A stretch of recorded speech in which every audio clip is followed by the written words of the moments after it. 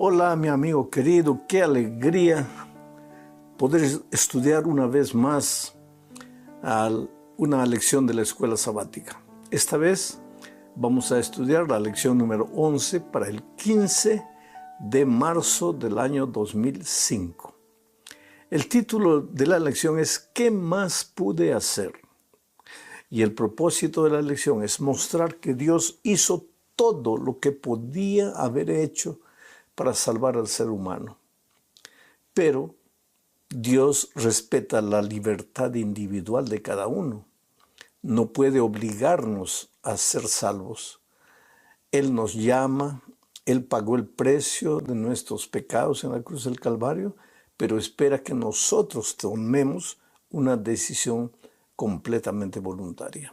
Entonces, con esto en mente, vamos a la primera parte de este estudio bajo el subtítulo de Cristo, el verdadero vencedor. ¿Por qué este subtítulo, Cristo, el verdadero vencedor? Porque el diablo aparentemente ha vencido en este mundo. Ha sembrado dolor, desgracia, tragedia, traición, violencia, injusticia, hambre, enfermedad, muerte. Y aun cuando tú te entregas al Señor Jesucristo y cuando vives con Él una vida de comunión permanente, eres tocado muchas veces por las desgracias, por las tragedias de esta vida. Entonces, aparentemente parece que el diablo hubiera vencido, pero eso no es verdad. El asunto es que el instrumento que el diablo usa es la mentira. Él es engañador, es el seductor, es el mentiroso por naturaleza. Y entonces desfigura el carácter de Dios. Él siembra el dolor, el pánico, la miseria, la tragedia en esta vida y te hace creer de alguna manera que estás sufriendo porque Dios es malo, porque Dios te está castigando, porque tú has hecho algo indebido y ahora estás recibiendo el castigo divino. Eso es lo que Él quiere. Y muchas veces, pues, los seres humanos le creemos. Pero la verdad es que Dios es amor. Y cuando decimos que Dios también es justicia, ya lo hemos explicado muchas veces, vamos a continuar hablando de este tema en las próximas lecciones. Cuando decimos que muchas veces Dios es justicia también, no es que el amor de Dios está contra su justicia, sino que el amor de Dios es su justicia. La justicia de Dios, y si queremos llamarle como algunos escritores bíblicos le llaman, la ira de Dios, es la reacción de un Dios de amor hacia el pecado que te hace sufrir. Pero vamos a leer un texto bíblico para entender mejor esto. Juan capítulo 18, versículo 37. Este es un diálogo entre Cristo y Pilato, ya cerca de la crucifixión de Jesús. Mira lo que dice el texto. Le dijo entonces Pilato, ¿luego eres tú rey? Respondió Jesús, tú dices que yo soy rey. Yo para esto he nacido y para esto he venido al mundo, para dar testimonio de la verdad. Todo aquel que es de la verdad oye mi voz. La esencia de este texto es para qué Jesús vino a este mundo. Para testificar de la verdad, para probar que la verdad es verdad. Para esto he venido al mundo.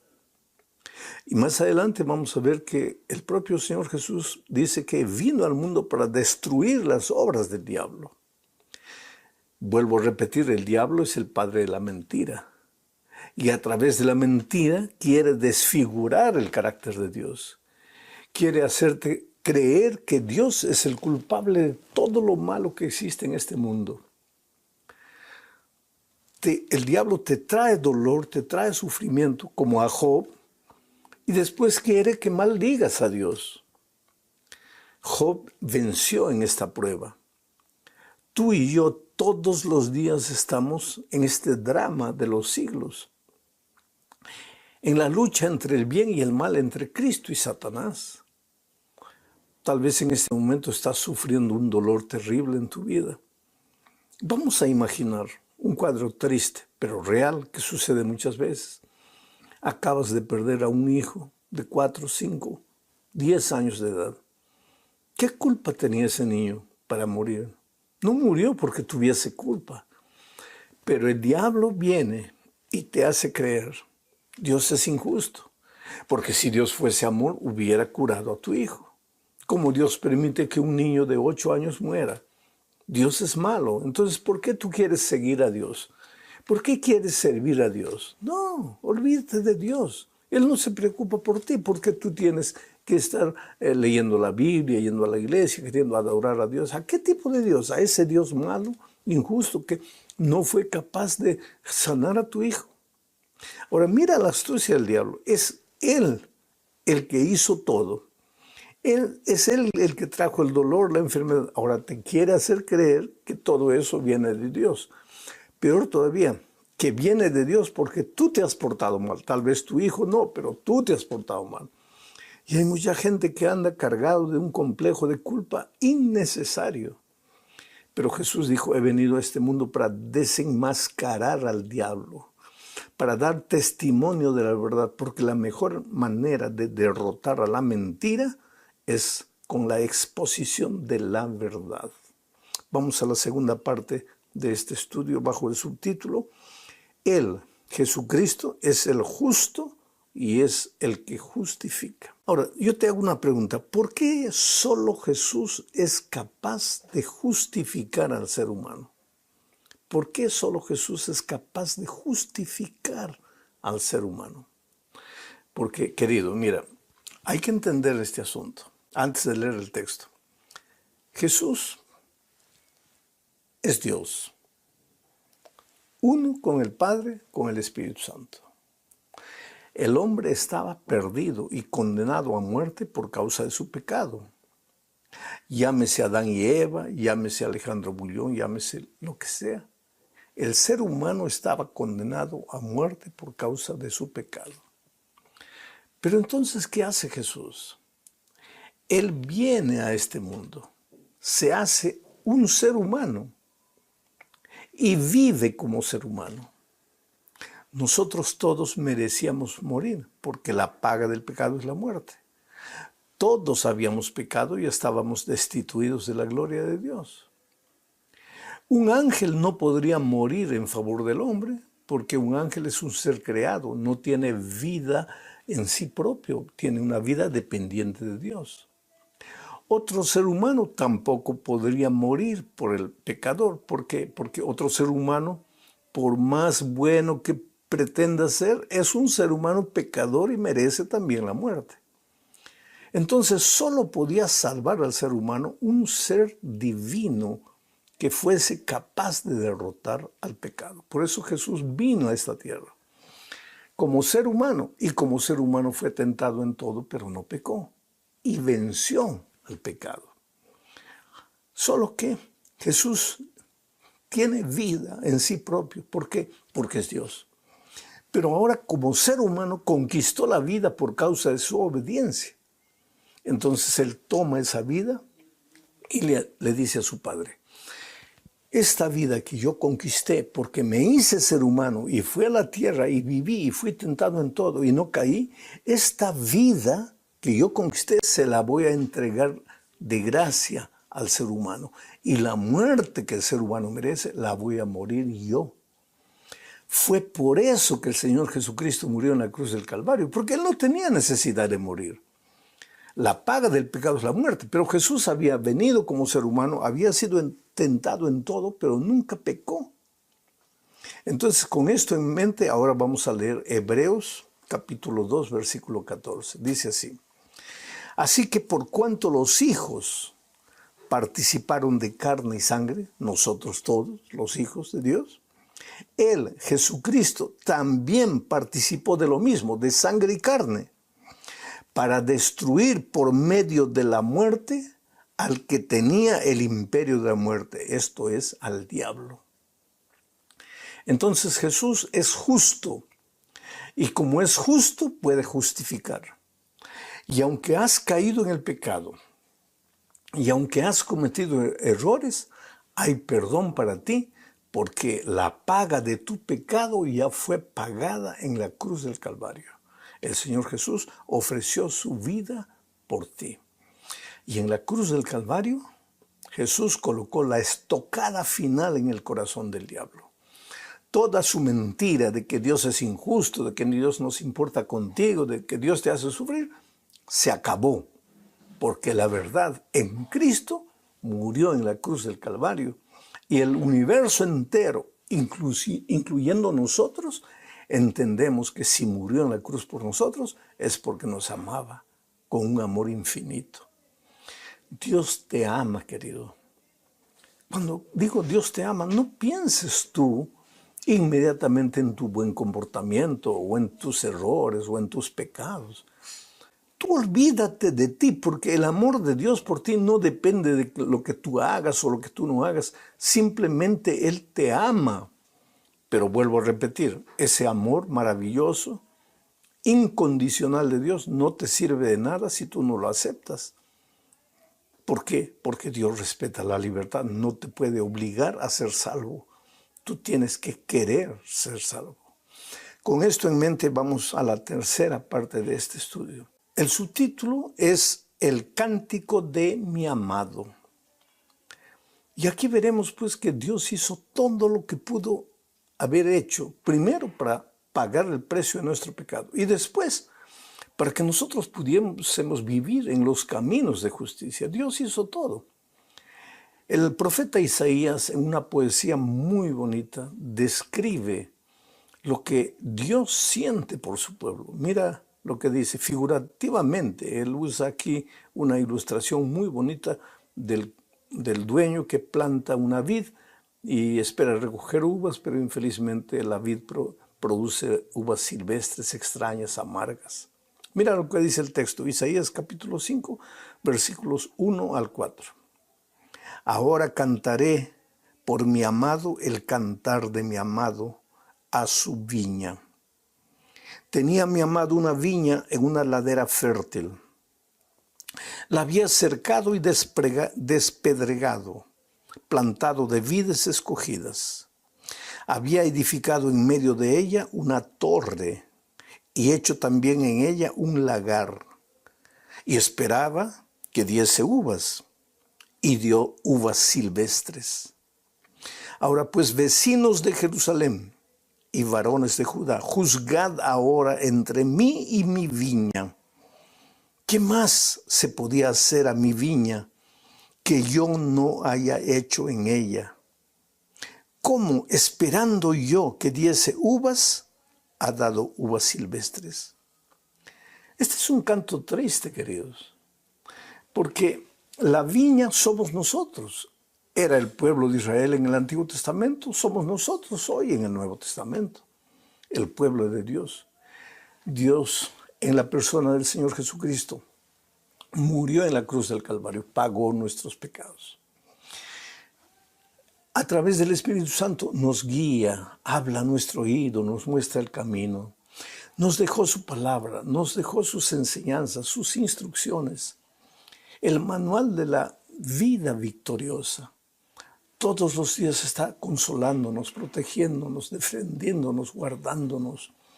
Aun cuando por vivir en este mundo de tristeza y de dolor somos tocados por el diablo, ahí viene el Espíritu de Dios consolándonos, ayudándonos a no quedar caídos, a levantarnos, a acreditar, a mirar en el futuro, al futuro sin miedo.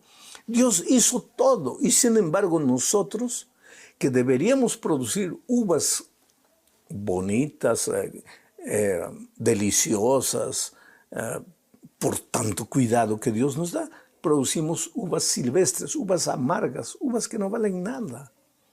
¿Qué más podría haber hecho el Señor Jesucristo por nosotros? Yo siempre digo cuando miro a la cruz del Calvario que desde la cruz Jesús estaba muriendo. Jesús no fue un loco suicida que quería morir, querido. Jesús cuando vino a esta tierra tomó la forma humana, era un ser humano con instinto de conservación. Y el ser humano que tiene instinto de conservación no quiere morir. Así que Jesús no fue un loco suicida que fue a la cruz para morir, no. Tanto así que la noche anterior a su crucifixión, él en oración, sudando sangre de dolor y de sufrimiento, le dijo a su padre: Padre, pasa de mí esta prueba, pasa de mí este cálice, pero que se haga tu voluntad. La única manera de salvarnos era que Jesús muriera en la cruz del Calvario, porque de otra manera estábamos perdidos. Y en la cruz del Calvario, cuando Él estaba muriendo, yo creo que Él te miró y te dijo, hijo, yo no quiero morir, pero estoy muriendo para que tú te salves. Pero tú te estás perdiendo. Entonces dime, ¿qué más podría hacer para salvarte? ¿Qué más? Esa es la pregunta que toca mi corazón y que debe tocar el corazón de cada ser humano. ¿Qué más Dios podría haber hecho para salvarnos? En la cuarta parte encontramos la parábola de Cristo acerca de la viña. Y aquí veremos que Jesús completa el cuadro que Isaías pintó y que yo acabo de leer. Mira lo que Jesús en el Nuevo Testamento habla acerca de la viña, acerca de su pueblo. Mateos capítulo 21, versículo 33 dice: Oíd otra parábola. Hubo un hombre, padre de familia, el cual plantó una viña, la cercó de vallado, cavó en ella un lagar, edificó una torre y la arrendó a unos labradores y se fue lejos. Esos labradores éramos nosotros. El Señor Jesús nos confió la vida. Ahora, esta parábola, si la seguimos leyendo, y te aconsejo que leas, porque ya te he dicho muchas veces, esos comentarios de la lección son comentarios, no es una sustitución a tu estudio personal de la Biblia.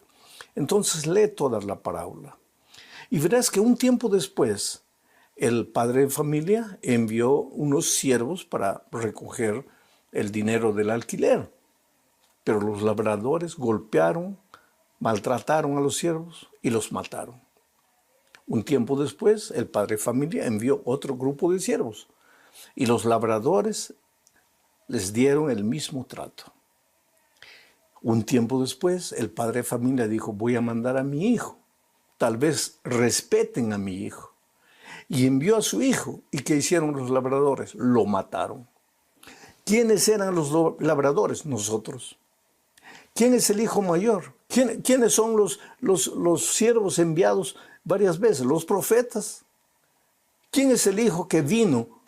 El Señor Jesucristo. ¿Acaso no apedreamos a los profetas en el pasado? ¿Acaso no clavamos al Señor Jesucristo en la cruz del Calvario? Yo siempre cuento la historia de mi madre. Yo era pequeño, mi madre tenía un libro llamado Primeros Pasos, y ahí estaba el cuadro de la crucifixión de Cristo. Yo le preguntaba a Jesús, Señor, a mi madre, mamá, ¿quiénes son estos? Y ella me decía, ¿estos que están abajo de la cruz? Sí, esos son los malditos soldados que mataron a Cristo. Y yo siempre crecí pensando que habían sido los soldados que mataron a Cristo. No, querido, cuando crecí y necesité perdón, entendí que no fueron los soldados que mataron a Cristo, fui yo. Fueron mis pecados que clavaron a Jesús en la cruz. Cada vez que yo peco y cometo y pido perdón, estoy colocando un martillazo en los clavos que perforan las manos de Cristo. Nosotros clavamos, nosotros somos los labradores malvados.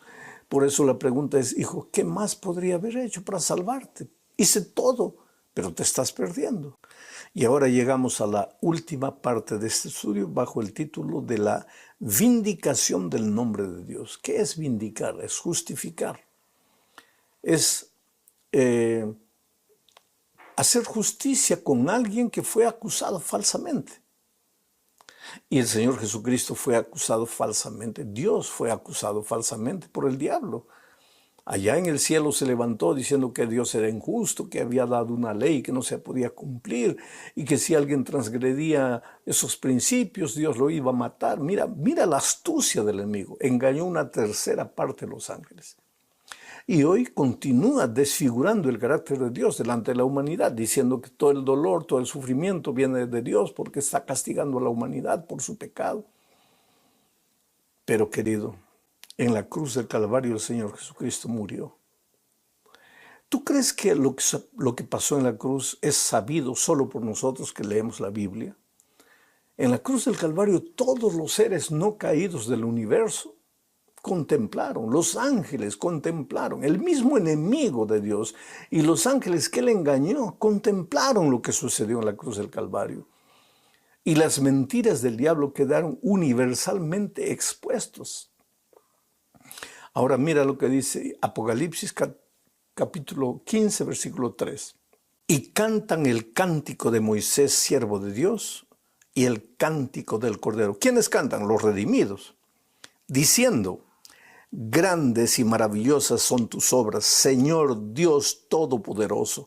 Justos y verdaderos son tus caminos, Rey de los santos. Querido, los redimidos finalmente cuando lleguen al cielo cantarán de júbilo. Señor, eres justo. El diablo te acusó de ser injusto, pero nosotros hemos visto todo lo que has hecho en nuestra vida, lo que has hecho por la humanidad, por la creación. Justo eres en todos tus caminos, tú eres santo, eres digno de ser alabado por toda la eternidad. Listo. El carácter de Jesús habrá sido vindicado por el cántico de los redimidos y por el testimonio de todas las criaturas no caídas que observaron la traición, la mentira, la injusticia del diablo, las acusaciones del diablo, y ahora contemplaron el amor inmensurable del Padre. Oh, querido, Dios te ama. Si estás sufriendo, no es porque Dios dejó de amarte, ni es necesariamente porque hayas cometido algún pecado. Cuando Jesús estuvo en esta tierra, el Señor vio a un ciego y los discípulos también vieron al ciego y le preguntaron a Jesús: Señor, ¿quién pecó, este o sus padres? Porque tradicionalmente el ser humano piensa así. Si estoy sufriendo, si estoy ciego, si estoy enfermo, es porque he pecado. Si no he pecado yo, alguien en mi entorno ha pecado. Y no, querido. A veces sufrimos, muchas veces sí sufrimos porque traemos algún pecado escondido, pero muchas veces sufrimos porque vivimos en un mundo de sufrimiento, en un mundo de dolor. Y como vimos en una lección anterior, Dios respeta la libertad. Dios respeta el curso de la vida, el curso de la historia. No puede meter la mano y transformar todo, porque ahí confirmaría las acusaciones del diablo. Estás viendo, Dios es injusto, solo hace lo que le conviene. Cuando no quiere algo, Él manipula las cosas. Así es el diablo. Pero llegará un tiempo en que todo eso pasará. Entonces Dios te ama, querido. No te desesperes. Y si has pecado, pues arrodíllate, confiésale a Dios, pídele perdón, levanta la cabeza, porque todos tus pecados ya fueron perdonados en la cruz del Calvario. Que Dios te bendiga. Un grande abrazo.